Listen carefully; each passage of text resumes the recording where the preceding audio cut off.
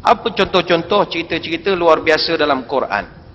Saya ingin simpulkan cerita-cerita luar biasa dalam Quran ini dengan membawa kepada tuan-tuan malam ini petikan sedikit daripada kitab Fadailul Khamsah min Sihahis Sittah, jilid yang kedua, muka surat 291 sampai 300. Dalam kitab itu ada mencatatkan anekdot ataupun satu cerita pendek, dialog antara Khalifah Islam Sayyidina Umar Al-Khattab dengan 3 orang pendeta Yahudi. Cerita ini berlaku di zaman Umar menjadi khalifah selepas zaman Abu Bakar, Umar. Satu hari ada 3 orang Yahudi datang jumpa dengan Umar. Mereka kata, "Wahai Umar, kami nak masuk Islam. Tapi kami nak masuk Islam mesti mau ada syarat. Kalau you boleh jawab beberapa soalan kami mau tanya, baru kami masuk Islam.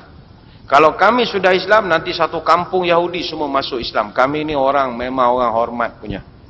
Kata Umar, "Tak ada hal, tanyalah, nak tanya apa?" Jadi mereka pun tanya, "Wahai Umar, sebutkan pada aku 5 makhluk yang lahir tidak ada mak." Pelik soalan tu. Sebutkan kepada aku 5 makhluk yang lahir beranak-beranak tak ada mak. Umar Al-Khattab diam. Dalam hati Umar Al-Khattab dia tak boleh nak jawab. Sebab soalan ni agak mengelirukan. Tuan-tuan sendirilah cerdik pandai di sini dah lama dengar syarahan agama, baca kitab macam-macam. Apa 5 makhluk yang beranak tanpa mak? Pening juga kita nak menjawab. Pening Umar Al-Khattab nak cari jawapan itu. Tapi Umar ni akal dia panjang. Memang Nabi pun sebut Umar ni manusia cerdik. Kalau ada Nabi lepas aku, Umar lah orangnya. Mana dia orang cerdik. Jadi Umar kata begini, jawapan pakcik ni saya tak nak jawab. Saya nak minta tolong saya punya pembantu saya tolong jawab. Dia nak tunjuk dia cerdik. Jadi Yahudi kata, siapa boleh tolong jawab? Jadi kata Umar Al-Khattab, dia beritahu kepada Salman Al-Farisi, "Wahai Salman, pergi rumah Ali, bagi tahu dia datang ke pejabat sekarang." Berlarilah Salman Al-Farisi radhiyallahu anhu ke rumah Sayyidina Ali, lalu dipanggil Ali. "Wahai Ali, selamatkan Islam, selamatkan Islam." Berlarilah Sayyidina Ali datang ke tempat Sayyidina Umar, lalu dia tanya, "Apa hal?" "Wahai Ali, ini 3 orang Yahudi mau tanya soalan. Anta tolong jawab bagi pihak kerajaan." Ini cerdik Umar. Lalu Ali pun tanya, "No problem. Apa soalan mau tanya?" Jadi Yahudi tanya, Ali, sebutkan pada aku 5 makhluk yang tidak lahir daripada mak dia." Sebelum saya bagi jawapan yang diungkapkan oleh Sayyidina Ali, saya tanya jugalah pada tuan-tuan, apa 5 makhluk yang lahir tak ada mak? Mungkin orang secara spontan akan jawab, Nabi Isa alaihissalam. Nabi Isa ada mak, Maryam nama dia. Tapi ini makhluk 5 tak ada mak. Dia makhluk macam kita, bernafas, bernyawa, makan, minum, berketurunan, tapi tidak ada mak. Dia lahir tak ada mak. Dia tidak sambut Mother's Day. Mother's Day dia tak sambut. Dia tak ada mothers. Mother pun tak ada. Apa 5 makhluk ini? Ali radhiyallahu anhu lantas menjawab. Kata dia, ini soalan senang saja. 5 makhluk yang beranak-beranak tak ada mak. Itu 5 makhluk semua ada dalam Quran. Yahudi lagi pelik. Ada dalam Quran? Ya, kata Ali. 5 ada dalam Quran. Sebab anta minta 5, ana kasih 5. Kalau anta mau lebih lagi ana boleh kasih. Diam Yahudi. Wah, ini sudah bagus. Dalam Quran ada cerita makhluk tak ada mak. Lalu kata Yahudi, apa 5 makhluk yang lahir-lahir beranak-beranak tak ada mak? Kata Ali, makhluk pertama yang lahir tak ada mak, Adam alaihissalam. Nabi Adam confirm tak ada mak. Dalilnya boleh rujuk dalam surah Al-Baqarah ayat 30 sampai 38. Begitu juga surah Al-A'raf ayat 11 sampai 25. Begitu juga surah Yusuf ayat 28 hingga 29. Semuanya mencerita proses kejadian Adam alaihissalam tanpa ada perantaraan wanita pun. Diam Yahudi itu tadi. Yang kedua, kata Ali, makhluk yang lahir tanpa mak adalah Siti Hawa alaihissalam. Yang disebutkan atau dirakamkan kisahnya secara eksplisit di dalam Al-Quran, Suratun Nisa ayat pertama dan surah Al-A'raf ayat 89. Cerita tentang Siti Hawa ini ada sedikit perselisihan di kalangan masyarakat, sebab ada yang tak bersetuju. Sebab kita tahu cerita tentang Siti Hawa dia dijadikan dari tulang rusuk kiri Nabi Adam AS. Ada orang agak cynical. Di kalangan ahli akademik pun ada yang tidak mempercayai cerita ini. Sementara lagi kepada NGO, kumpulan perjuang hak wanita ini, mereka tak bersetuju. Takkanlah Hawa dilahirkan dari tulang rusuk. Mana logik? Mana logik? Ini kita nak perbetulkan. Benda perkara pelik dalam Quran ni, jangan pakai logik. Kalau fikir pakai otak, gila kita nanti. Jangan fikir, bila tak boleh fikir lalu benda tu tak betul. Jangan. Benda pelik, jangan fikir dengan akal. Sebab otak kita ini ada had dia. Dia ada batas. Tak boleh fikir lebih pada itu. Asal lebih, gila. Gila. Asal lebih, gila. Dia jangan lebih. Sebab otak kita tidak besar mana pun. Tak boleh fikir banyak. Memang dari segi logik nak fikir macam mana perempuan lahir dari tulang rusuk. Mana boleh. Sebab awak fikir pakai otak. Tak boleh. Otak manusia mana kuat sangat. Banyak benda dalam dunia yang otak kita tak boleh selesaikan. Pesawat hilang tak boleh tahu kat mana. Tuan-tuan, otak kita sedang mana? Kita tak tahu. Panggillah orang cerdik macam mana pun di dunia ini. Tanya dia tentang teori MH370 hilang. Apa jawapan? Mana ada jawapan? Panggil pakar satelit, pakar navigasi, pakar airborne. Macam-macam pakar panggil. 3-40 tahun punya experience. Cerita dalam TV. Oh, kita kalau satelit dia ping pang, dia ping pang, Butterworth ping, Lok Semawi ping ping ping ping. Habis Datuk mai hilang kat mana? Wallahu a'lam. Tak tahu. Kita punya otak tak boleh pergi beyond. Sama dalam kes Siti Hawa, dia lahir dari tulang rusuk lah. Sebab benda ini dijelaskan dalam hadis riwayat Bukhari dan Muslim. Nabi SAW ada bersabda, Istausu bin nisa khaira.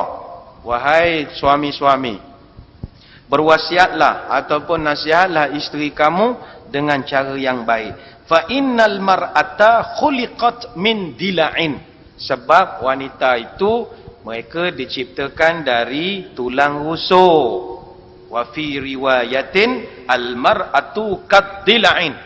Dalam riwayat lain Nabi sebut wanita itu seperti tulang rusuk. Hadis riwayat Bukhari dan Muslim. Jadi kalau Nabi kita sebut wanita dicipta tulang rusuk lah. Tulang rusuk kiri. Itu sebab dikatakan orang laki-laki memang tulang rusuknya sampai sekarang yang belah kiri jumlahnya sedikit berbanding yang kanan. Nanti tuan-tuan balik masjid 9 lebih sekarang kira tulang rusuk sendiri. Kebiasaannya kurang pada hak kanan. Takdirlah sekarang tuan-tuan kira sama banyak. Subuh esok semayang sebelah. Jangan semayang sini. Pakai telekong lah. Jangan jadi orang lelaki. Sebab sama banyak. Ni dikatakan. Wallahu'alam. Baik itu orang Melayu kalau dia bersanding pengantin kan. Pengantin laki-laki duduk di sini. Pengantin perempuan duduk belah kiri. Sebab nak ambil sempena tulang rusuk kiri ini tadi. Kononnya lah. Tapi wallahu'alam. Tapi dalam hadis memang Nabi sebut wanita itu diciptakan dari tulang rusuk. Berpesanlah kamu dengan baik-baik. Iza aqamta kasartaha. Kalau kamu tak nasihatkan, dia akan sentiasa bengkok. Macam tulang rusuk, bengkok saja. Tapi kalau tak ditegur langsung, bengkok. Kalau tegur secara keras, iza aqamtaha kasartaha. Kalau kamu keras, dia patah. Itu perangai orang perempuan. Tapi tak boleh dibiarkan. Katalah isteri kita. Ada perangai-perangai dia yang kurang baik. Mungkin dia isteri yang taat. Jaga anak, jaga rumah, jaga diri, jaga penampilan. Alhamdulillah. Tapi dia ada satu je masalah perangai dia. Dia gila beli handbag sebagai contoh. Handbag ni tiap-tiap bulan dia beli. Handbag second hand, handbag orang, handbag pasar malam, handbag internet. Dia gila handbag. Kita sebagai suami, tegur. Sebab dia beli tu pakai duit kita. Jadi tegur. Cuma, istausu khaira. Mesti cara elok-elok. Cakap elok-elok. Kalau kamu keras, merajuk dia nanti. Itu yang Nabi umpamakan. Wanita itu daripada tulang rusuk. Itu yang kedua, makhluk yang lahir tanpa ibu. Makhluk ketiga, kata Sayyidina Ali, yang lahir tanpa ibu adalah unta putih Nabi Saleh alaihi salam. Cerita Nabi Saleh ini cerita yang diceritakan oleh Allah banyak kali dalam Quran. Ada 72 ayat dalam 11 surah cerita tentang Nabi Saleh. Nabi Saleh ini dia diutuskan kepada kaum Samud. Kaum Samud ini Allah uji mereka kena jaga seekor unta. Unta itu dia keluar daripada celah batu. Warna putih, unta betina. Dia lahir tanpa mak. Dia lahir dari celah-celah batu. Dia ping, begitu saja dia keluar. Dia tak ada mak, tak ada apa. Jangan dipikirkanlah macam mana proses kedatangannya. Itu sebab benda pelik dalam Quran. Ping, begitu aja. Cerita tentang unta putih ni saya percaya ada di kalangan tuan-tuan yang dah pernah dengar. Mungkin ada juga first time dengar. Jadi kepada yang first time dengar cerita unta putih Nabi Saleh ini, saya kasih homework malam ini. Nanti balik rumah, buka surah Al-A'raf ayat 73 sampai 79, surah Hud ayat 61 sampai 68, dan surah Al-Qamar ayat 23 sampai 32. Ini kasih homework. Cuti sekolah kan kena ada homework. Kalau tak ada tak study nanti. Itu makhluk ketiga. Makhluk keempat, kata Sayyidina Ali, yang lahir tanpa melalui mak dia adalah, yang ini tuan-tuan paling kenal dengan haiwan ini. Siapakah haiwan itu? Apakah haiwan itu? Ular yang terjadi dari tongkat Nabi Musa alaihissalam. Itu ular tak ada mak. Orang sini sebut ular. Ular. Itu ular tak ada mak. Banyak tu ain dia. Itu ular tak ada mak. Balik pada cerita Nabi Musa alaihissalam dan ularnya itu, ada disebutkan dalam Quran cerita Nabi Musa, antara cerita yang banyak diceritakan. 136 kali Allah cerita hal Musa dalam Quran. Nabi Musa dia punya tongkat. Tongkat dia itu bukannya tongkat Allah bagi. Tongkat tu tongkat dia. Nabi Musa ni orang yang pakai tongkat. Tapi ketika dia ditemuduga lah, kita panggil temuduga untuk jawatan jadi Nabi, Allah tanya kepada Nabi Musa. Kan Musa di kelebihan dia boleh bersembang dengan Allah. Allah tanya pada Musa, Musa, pada tanganmu apa itu? Allah tanya tu, ini segi akidah, kita jangan ingat, takkan Tuhan tak tahu tangan Nabi itu ada apa? Tuhan tahu, tapi itu skill nak bersembang. Macam kita dengan anak cucu kita lah, pegang aiskrim. Adik, pegang apa tu? Takkan cucu nak kata, bodoh betul ayah aku ni yang betul kedak. Takkan aiskrim tangan. Bukan kita tak kenal. Itu macam skill bersembang. Jadi Tuhan pun tanya, apa ada di tanganmu wahai Musa? Oh, ini tongkat ya Allah. Tongkat. Wah, campak tongkat kau sekarang. Wa an alqi asaka. Bila dia campakkan tongkat, piuk, jadi ular. Itulah first time tongkat Nabi Musa jadi ular. Kali yang kedua jadi semasa bila? Semasa dia berlawan dengan tukang sihir Firaun. Tukang sihir Firaun bawa tali-tali yang macam-macam, magic, campakkan tali semua jadi ular. Nabi Musa dah macam ketakutan. Sebab dia bukan ahli sihir. Jadi Allah perintahkan Nabi Musa, wa an alqi asaka, campakkan tongkatmu sekali lagi. Bila dia campak, tongkat dia tiba-tiba berubah menjadi ular juga. Dan bukan sekadar ular biasa, nala anaconda punya ular, makan pula ular lain. Ahli saya kata, wow, ini bukan magic. Kami punya ular tak boleh makan. Sebab tali tak boleh makan, tak boleh minum. Tapi ini ular boleh makan. Wow, masing-masing sembah Allah. Ikut ajaran Musa. Firaun marah, bunuh semua tukang sihir dia. Untuk cerita lanjut, baca Quran. Surah Al-Qasas ayat 31. Komplit cerita tu dalam itu. Ini saya kasih homework je malam ni ya. Cerita pelik dalam Quran. Yang kelima, apa makhluk yang lahir tanpa ibu? Saya kira tuan-tuan pun dah mula nampak sedikit. Makhluk kelima yang lahir tanpa ibu, kata Sayyidina Ali, adalah kambing biri-biri yang disembelih oleh Nabi Ibrahim dalam peristiwa penyembelihan Nabi Ismail alaihi salam. Cerita ini cerita paling masyhur. Sebab raya korban nanti berbuih mulut khatib membaca cerita ini dalam khutbah hari raya kita nanti. Nabi Ibrahim diperintahkan oleh Allah sembelih anak dia. Perintah itu sampai bukan pakai pos laju, bukan pakai kurier, dalam mimpi saja. Tapi dia kerana taat pada Allah, dia bikin dia punya arahan itu. Jadi bila Nabi Ibrahim meletakkan pisaunya di leher Nabi Ismail, ketika itu Allah dah standby kanlah pada pandangan kita kambing. Agak Jibril dah peluk dah kambing tu agaknya. Jadi bila pisau diletakkan, belum sempat ditarik, piup, digantikan dengan kambing.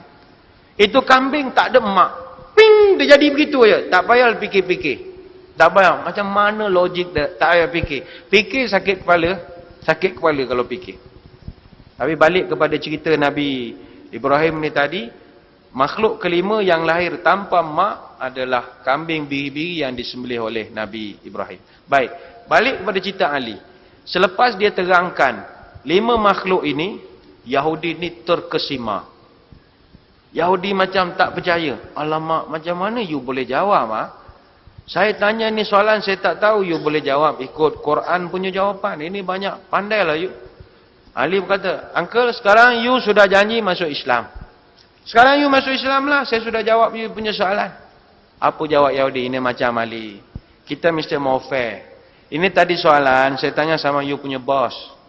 Saya ni betting bukan main-main punya betting Ini betting masuk Islam Kalau masuk Islam ini cerita banyak kuat, banyak bahaya. Ini macam lah. Saya tanya you satu soalan, you jawab. Baru fair Ali kata, okeylah nak tanya apa soalan saya jawab. Tapi you mesti janji masuk Islam Ini mesti betul-betul masuk Islam punya. Baiklah Ali tanya, apa you mau tanya? Tanya sekarang. Yahudi ni tanya, wahai Ali, ceritakan pada aku kisah 7 orang pemuda tidur dalam gua 310 tahun. Tolong cerita sekarang. Ali ketawa. Kau. Ali ketawa. Yahudi tanya, Hamzah, you ketawa? Halo, ini soalan jangan tanya saya tau. Ini soalan saya pun tak payah jawab. You tanya itu budak kafar. Itu budak kafar, itu sekolah agama, itu tuan guru. You pergi nanti budak kafar habis cuti sekolah, you tanya sama budak. Budak kecil pun tahu ini cerita, you tahu. 7 orang pemuda tidur dalam gua. Siapa tak tahu? Ini dalam Quran ada surah Al-Kahfi apa? Apa masalah? Yahudi kata, saya tak mau tahu itu Quran punya. Itu saya tahu, you mesti boleh jawab punya. Saya mau tahu ini yang Israel punya version. Christian punya version. Sebab tuan-tuan, dalam eskatologi Christian, mereka pun ada kisah The Seven Sleepers. Itu memang ada dalam eskatologi mereka. Tapi versi di mereka lain lah. Cerita tentang 7 orang laki-laki, 6 orang tu menteri, 1 orang gembala kambing, bawa seekor anjing. Lebih kurang versi kita jugalah. Lari daripada kerajaan Dikianius, dekat dengan Rom, kerajaan Parsi di Turki sekarang. Dia dipenjarakan atau dikurung dalam gua oleh Raja Dikianius. Sebab dia orang ni pengikut Nabi Isa AS. Dia versi Kristian lah. Kerana dia ni tetap tegar menyembah agama yang dibawa oleh Nabi Isa, Raja Dikianius sumbat mereka di dalam gua, dikuncikan gua itu, ditutup. Jadi mereka, Dikianius sangka mati. Rupanya mereka ditidurkan oleh Tuhan selama 309 tahun. Ini versi The Seven Sleepers daripada versi eskatologi Kristian. Jadi Yahudi ni, dia cabar kepada Ali. Wahai Ali, kalau betul engkau rapat dengan Nabi, Nabi pula itu adalah the last messenger, sebagai utusan paling akhir, mesti dia tahu semua mesej yang dulu-dulu. Takkan dia tak tahu cerita Kristian, cerita versi Yahudi macam-macam. So kami nak tahu sekarang, itu kejadian berlaku di mana? Apa nama negara dia? Apa nama negeri dia? Istana dia besar mana? Dia punya istana berapa tiang? Berapa lampu? Dia tanya detail kepada Ali. Sebab dalam Quran, tuan-tuan buka surah Al-Kahfi, memang surah Al-Kahfi ni bermula ayat ke-10 itu memang ada cerita, tetapi tidak detail. Allah tak detailkan. Bahkan cerita Ashabul Kahfi dalam Quran, Allah tak perincikan pun, berapa orang pun Tuhan tak perincikan. Bahkan Allah sampai kata, kau tak payah fikirlah 4 orang ke, 10 orang ke, 6 orang ke, ini bukan, it's not your problem, kata Allah Ta'ala dalam Quran. Allah pun tak suruh kita kira berapa. Tapi dalam eskatologi Kristian, ini cerita besar. Maka dia cabar Ali, kalau betul Nabi kau tahu tentang agama, mesti dia tahu cerita ini. Sebab knowledge, kita pun tak tahu. Dalam masjid ni, saya kira kita pun tak berapa mahir sangat cerita Ashabul Kahfi. Siapa nama menteri tu? Kita pun tak tahu. Sebab kita tak disuruh tahu. Tapi Yahudi ni dia cabar Sayyidina Ali. Ali pun, bila dah dicabar begitu, dia pun jawab. Yahudi ni dia lupa Sayyidina Ali ni bukan sekadar seorang sahabat biasa. Dia ni adalah sepupu Nabi. Daripada kecil duduk dengan Nabi. Banyak benda yang berlaku dalam rumah, orang lawak tak tahu. Banyak ilmu-ilmu yang Nabi sampaikan pada dia. Sementara lagi dia menantu kepada Nabi kita. Kita cerita kehebatan Ali ni bukan makna kita Syiah. Tak. Kita nak cerita Ali dia ada tahap dia. Dia ada keistimewaan dia. Nanti lain tahun kita cerita pula Abu Bakar, Omar, Osman. Semua ada dia punya tahap legend-legend masing-masing. Tapi Ali memang dia legend. Lalu Ali pun kata beginilah.